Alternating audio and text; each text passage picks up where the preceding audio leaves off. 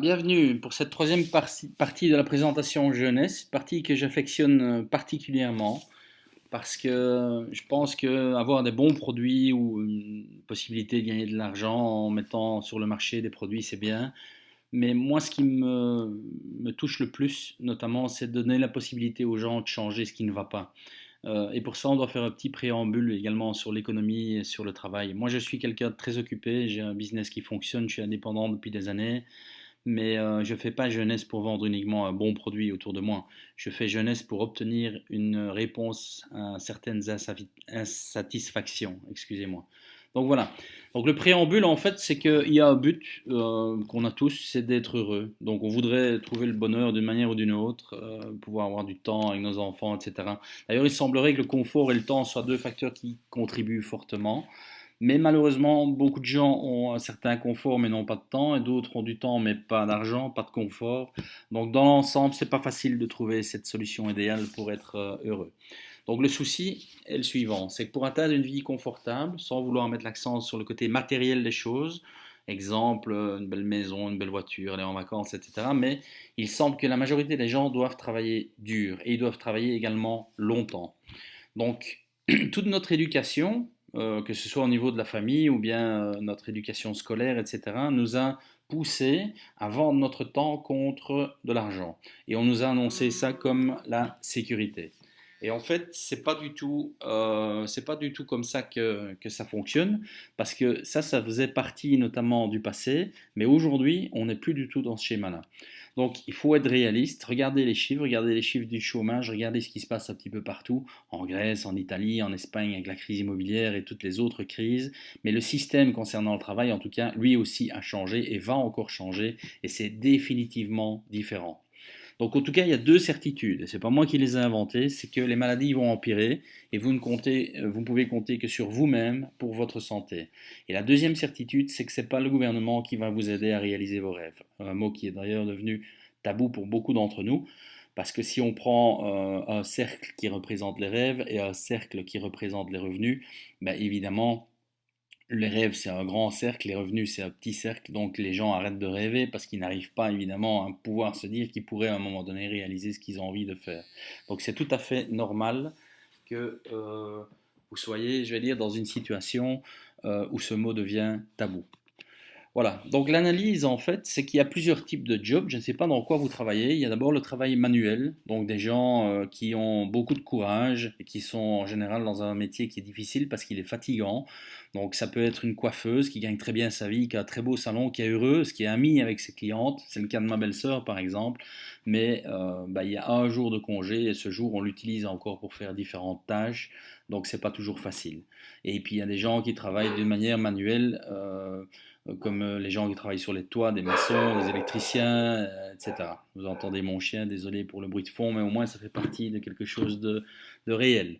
Et il y a aussi par exemple une dentiste, peu importe la taille du cabinet, ou même un chirurgien, ce sont des gens qui travaillent également d'une manière manuelle, donc ça veut dire que s'ils n'opèrent pas, s'ils ne travaillent pas, euh, ils ne gagnent pas d'argent. Donc ils vendent également leur temps contre de l'argent.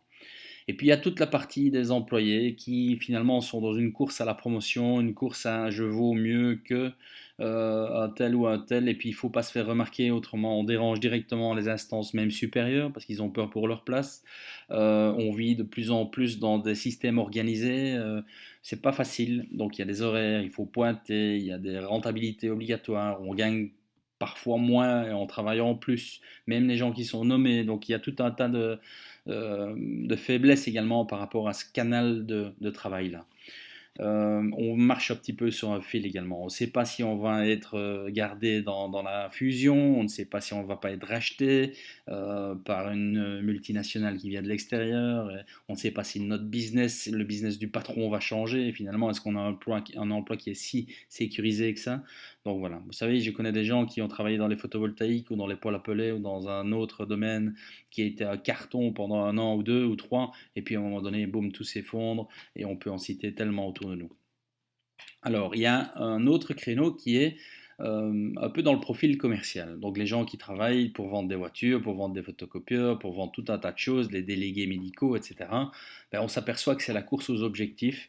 ils s'habituent finalement à un certain train de vie parce qu'ils ont eu un objectif atteint avec certains bonus, mais alors on leur met la barre tout le temps plus haut, d'année en année. Discutez avec des commerciaux, ils vont vous confirmer ça.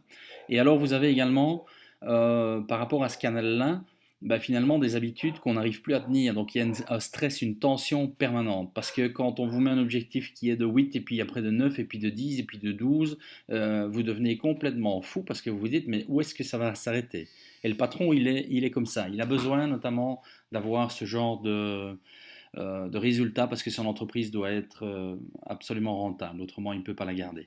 Donc voilà, c'est pas facile et je sais par expérience pour le faire moi-même, je fais un peu le commercial dans ma propre entreprise, dans l'édition, bah, c'est pas un marché qui est très très zen, on va dire. Alors il y a toute la partie des gens qui se disent bah, tiens, moi je vais créer ma propre entreprise ou voire racheter une franchise qui aujourd'hui coûte très cher et qui ne donne plus les mêmes résultats que dans le passé. Mais en tout cas, bah, on voit un point commun dans toute cette création d'entreprise et heureusement qu'il y a des gens qui créent encore, mais il y a des investissements lourds, parfois il y a un projet d'études à faire, il faut du stock, du personnel, c'est très rare de pouvoir travailler seul dans une entreprise comme ça. Il faut faire de la pub, du marketing, et on dépense beaucoup d'argent aussi dans différents domaines, différentes taxes, parce que c'est là-dessus que l'État s'acharne un petit peu.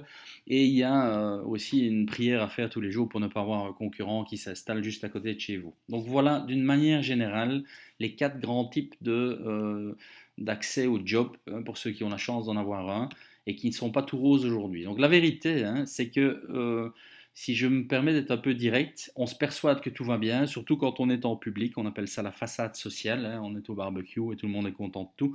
Et en fait, la vérité, c'est que les gens sont dans une vraie détresse, donc c'est que tout est loin d'être parfait. J'ai jamais vu, par exemple, dans le cas d'un employé, mais on pourrait prendre le cas d'un patron aussi, hein, mais ici j'ai pris l'exemple d'un employé, j'ai jamais vu quelqu'un le dimanche soir qui se réjouissait de partir au travail le lundi matin. Donc voilà, en général, c'est plutôt, on arrive avec des pieds de plomb le lundi, on scrute l'horloge pour voir quand on aura le signal de fin, le signal de midi ou le signal du soir. On se sent libéré le vendredi, notamment, on est aux anges quand il y a un jour férié, ce qui n'est pas du tout le cas d'un patron.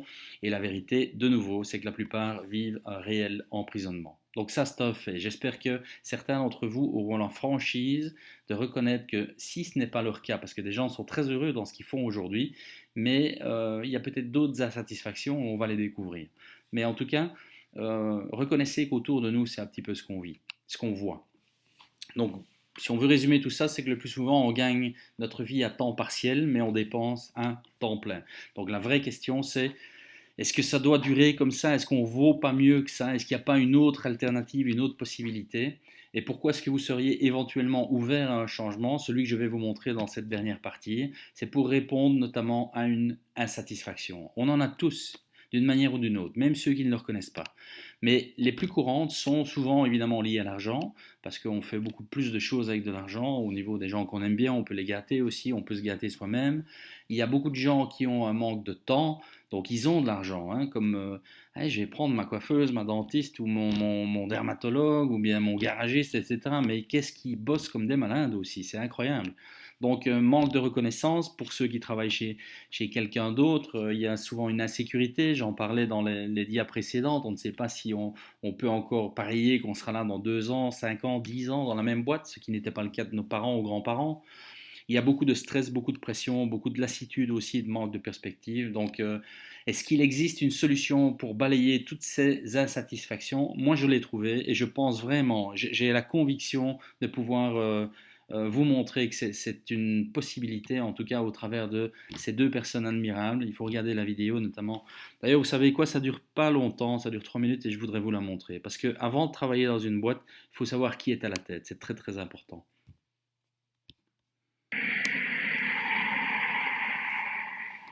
For me, never giving up meant just that. I mean, every single day when I woke up, I thought, today's the day.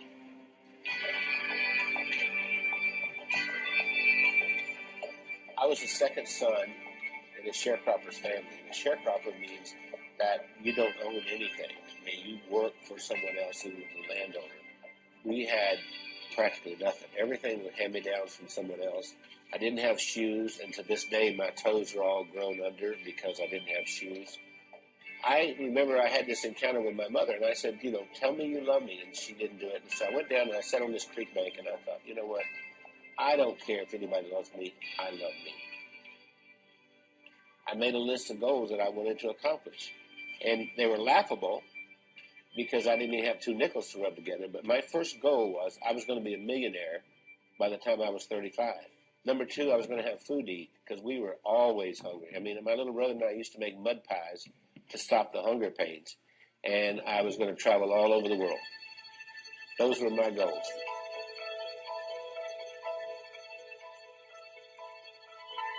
I've learned everything from working with Randy. I didn't know anything about business. I started out, before I met Randy, I was a teacher, a mathematics teacher. Well, I think we have a very good balance. Randy's really good in sales and telling the story and explaining why people need to have whatever it is that he's selling. And then he comes to me and says, Wendy, can we make it do this? And I have to get it done. We started working together, and we were together all the time doing things, and that we just, couldn't be without each other. And once she got exposed to me, it was downhill from there. I mean, she could not last a day without me.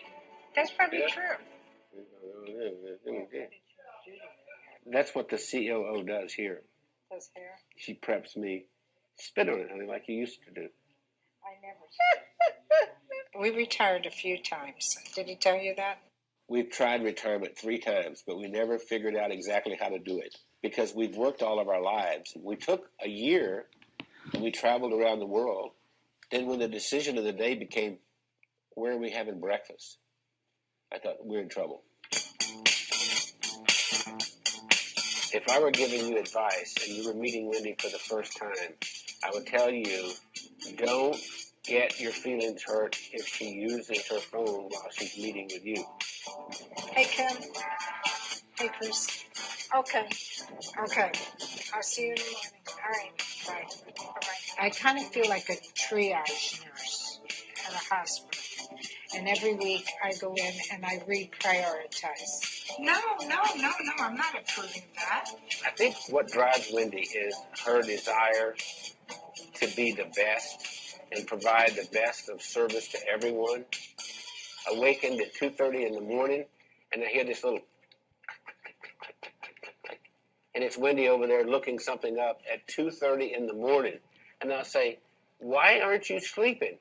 You can do that tomorrow morning. It's not just Randy and Wendy doing all this work. The whole team, every single one of us works around the clock. Hey, gorgeous. Listen, Bernice has been with us for what, 5, 6 years? 6 years. And we love her to death. I love you guys. Yeah. Randy leads with his heart. And he's the most incredible person I've ever met. He's gone through so much in his life. And I believe that I'm going to make me cry here. Randy has made the difference in my life. My daddy used to say, we leave here with empty pockets. The other thing my dad said is that when you leave, you'll be accountable for 2 things. 1, how did you treat Mother Earth? And 2, how did you treat the people on Earth?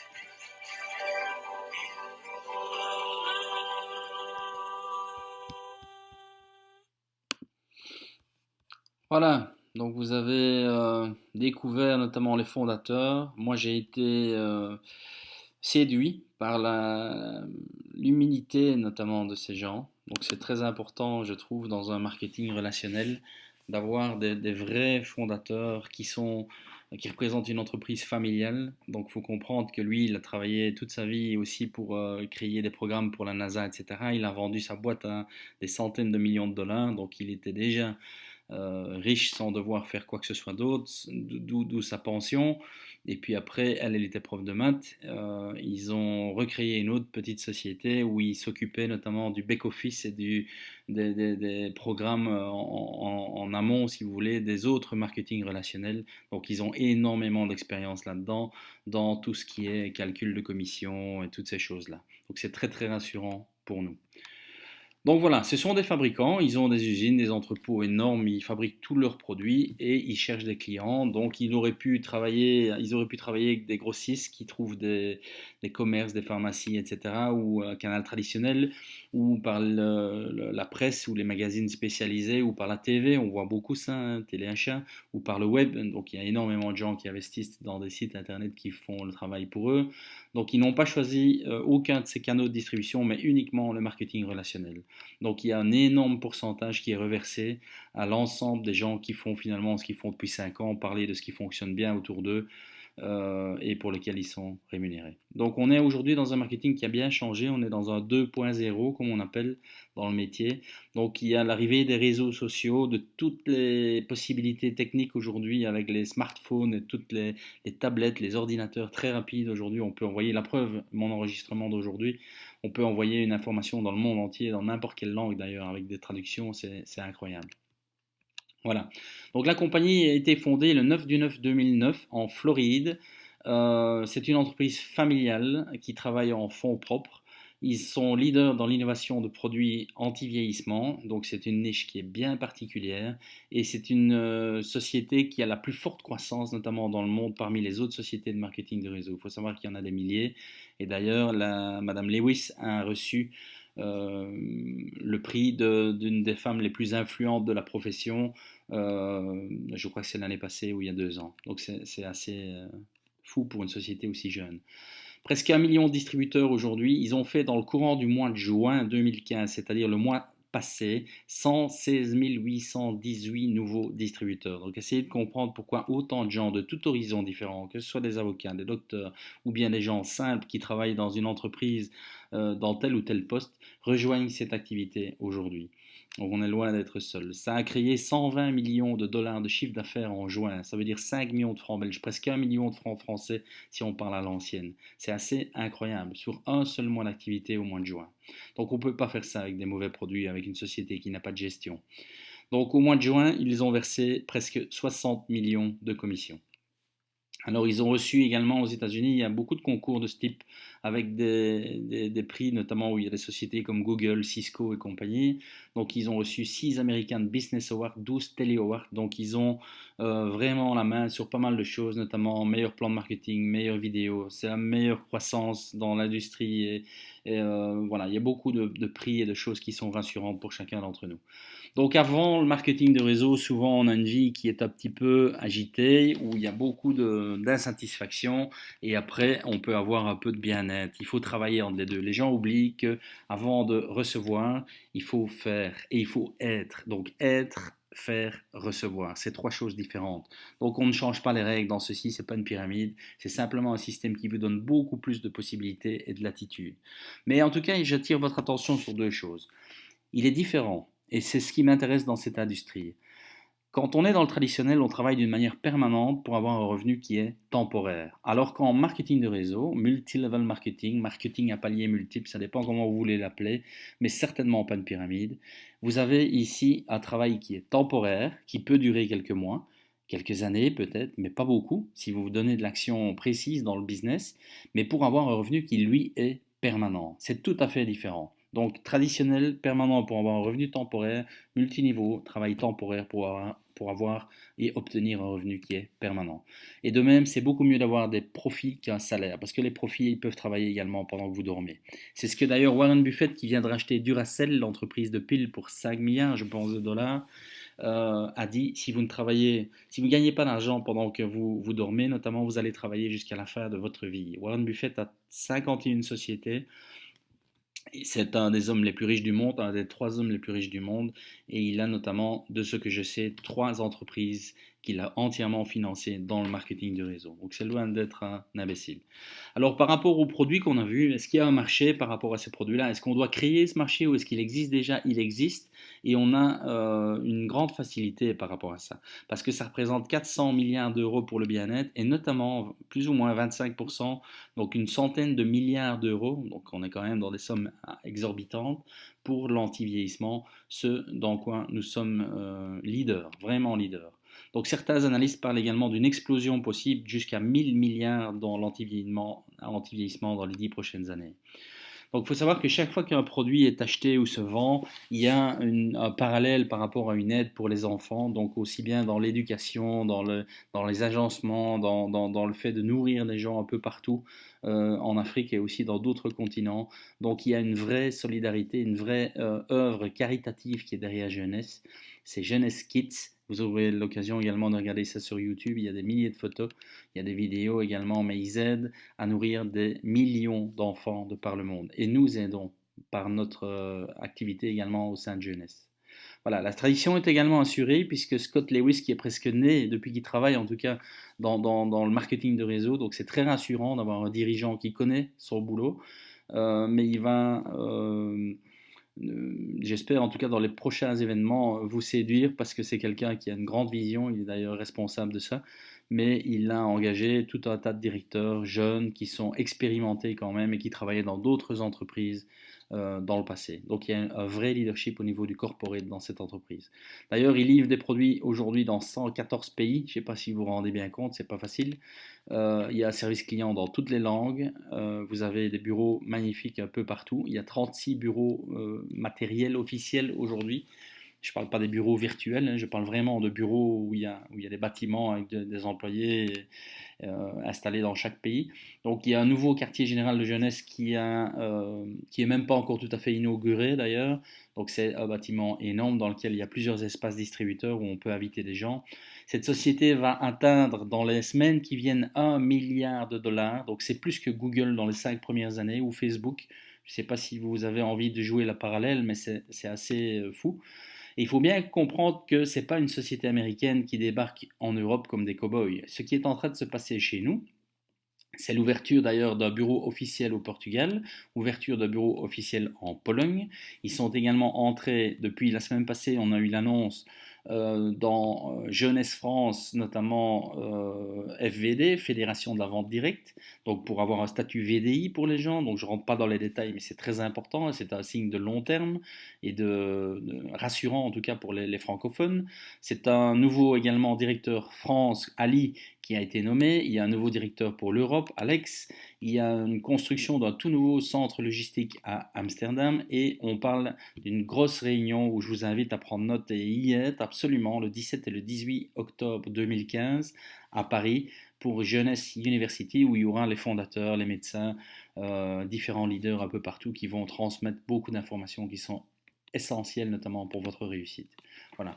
Donc comment est-ce que ça se passe dans une société en général au niveau de sa croissance? Il faut mettre les choses en place, ça prend souvent un peu de temps, et puis on ajuste un peu les outils, on engage les bonnes personnes, on ouvre les bureaux, on traduit les contrats, il y a énormément de choses à faire, ça prend beaucoup de temps, et puis il y a un recrutement massif qui commence au niveau mondial, ça dure une quinzaine d'années pour avoir une certaine stabilisation, donc des sociétés comme Herbalife, Amway, Nuskin et beaucoup d'autres sont maintenant dans leur période de maturité. Donc je ne dis pas que l'opportunité n'est plus là, mais en tout cas c'est moins fort. Donc comprenez bien qu'on est au bon moment. On a démarré ici au mois de juin 2015, mais on est à l'aube d'une croissance qui va durer pendant 15 ans et qui va permettre notamment à beaucoup de gens d'avoir des résultats exceptionnels. Et on ne peut pas gagner de l'argent avec une société qui va vers le bas. Voilà. Une dernière petite partie sur l'explication du plan de marketing et la vision de cette entreprise. Donc je voudrais être le plus concret possible sans rentrer dans les détails. Ce n'est pas une formation, mais en tout cas si vous êtes toujours confiant de ce qu'on vous donne comme information sur cette société, je vous encourage vraiment à rester avec nous pour cette 4e partie sur la partie marketing de jeunesse et les possibilités financières que vous avez avec cette entreprise. Merci pour votre bonne attention.